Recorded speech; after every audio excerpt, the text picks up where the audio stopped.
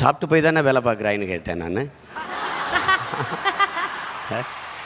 அலைபேசி புதுசாக இருக்கே அப்படின்னேன். ஆமாண்ணே இது 13Gன்னாரு. செல்ஃபோனில் எத்தனை ஜியும் வரலாம், 11G 13G 14Gலாம் வரலாம். ஆனால் கஞ்சி விவசாயி நாங்கள் தான் ஊற்றணும். எல்லோரும் நினைக்கிறாங்க காசை கொடுத்தா கடையில் காய்கறி ஃப்ரெஷ்ஷாக கிடைக்குங்கிறாங்க. ஆனால் அந்த காய்கறி கடைக்கு வர்றதுக்கு தொலைதூரத்தில் ஒரு விவசாயி வெயிலில் காஞ்சி மழையில் நனைஞ்சி ரத்தம் வேர்வையாக உடம்பில் ஊற்றி உப்பு பூக்க கண்ணு மொழி பிதுங்க கண்ணச்சதை தொங்க வெம்பாடு பட்டு உழைச்சா தான் உங்களுக்கு காய்கறி கடைக்கு வருது, அரிசி பருப்பு வருதுங்கிறத கவனத்தில் வச்சுக்கணும். விண்வெளியில் பறக்கிறோம், வானூர்தியில் பறக்கிறோம். வளர்ச்சி வானூர்தியில் போகிறவனுக்கும் பூமியிலிருந்தால் சோறு போகணுங்கிறத கவனிக்கணும்.